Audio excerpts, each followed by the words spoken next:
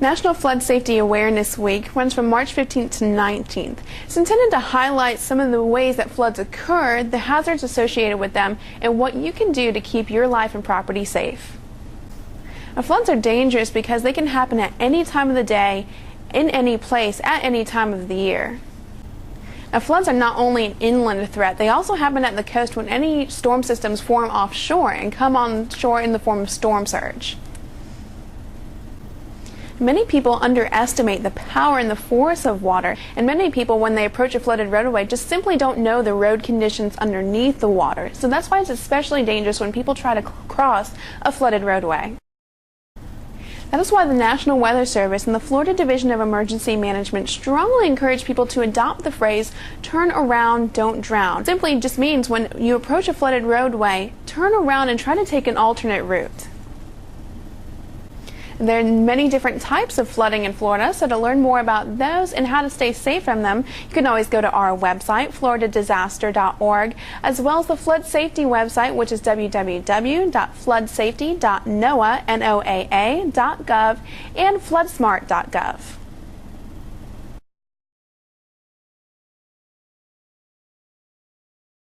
This week is National Flood Safety Awareness Week, and we have a few things we'd like to share with you about that so that you can understand the risk of flooding on your property or in your community. Flooding is a big deal in the United States. It's the most common and most costly natural disaster in the United States. Last year in Florida, there were 92 separate flood events, if you count them county by county, that caused a total amount of damage, $236 million in damage to property and people's vehicles, cars, the contents of your home, and so forth. For example, in Leon County here last year, we had 11 different flood events. And in Jacksonville, there were 7 different flood events. So if you count them around the state, flooding is really a big thing in Florida. Another indicator of that in Florida is that we have 38% of the national flood insurance policies of the entire nation. We have more than 2 million policies here in Florida alone. So at least 2 million people have recognized the risks of flooding to their property. People often think that federally subsidized flood insurance is very expensive. It doesn't have to be. If you live outside of the mapped flood hazard area, you can get a policy that runs less than $125 a year to cover damage to your structure and some of the contents in your home. If you live outside the special flood hazard area in other parts of the mapped area, a policy may cost you $200 to $300 a year depending on the risk and depending on how much coverage you want. Your typical agent that already sells you your homeowner's insurance more than likely can write you a flood insurance policy. So you don't even have to go find someone that you're not familiar with. You can ask your homeowner policy agent if they write flood insurance for you.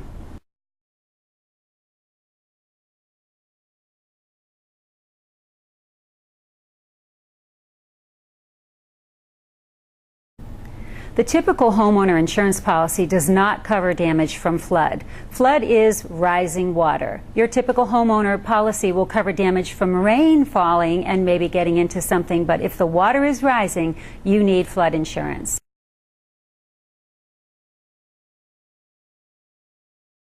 The 100-year flood does not happen every 100 years. That's just a name to the risk that is assigned to that portion of the special flood hazard area. In actuality, the risk is spelled out this way.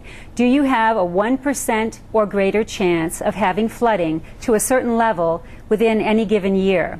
That's the base flood elevation that the risk maps are made upon, and that's what determines your flood hazard area. So we don't call it the 100-year flood because you could have 5 of these events in a 10-year period.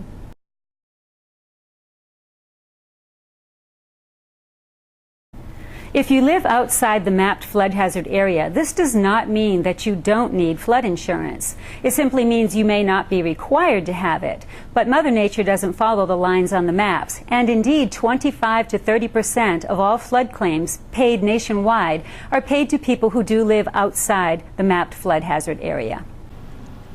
The best place to get more information about flood risk to your property is at floodsmart.gov. This is a great website that FEMA has put together for citizens. It has information on flooding, flood risks, flood insurance, and there's all kinds of neat things going on that site.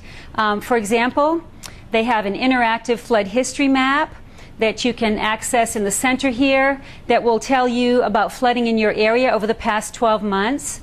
Also, there's an interactive tool that says, what would flooding cost me? And you can move the cursor up and down, pick a number of inches of flood that you think might be in your home, and get an approximate risk, or cost rather, for damages.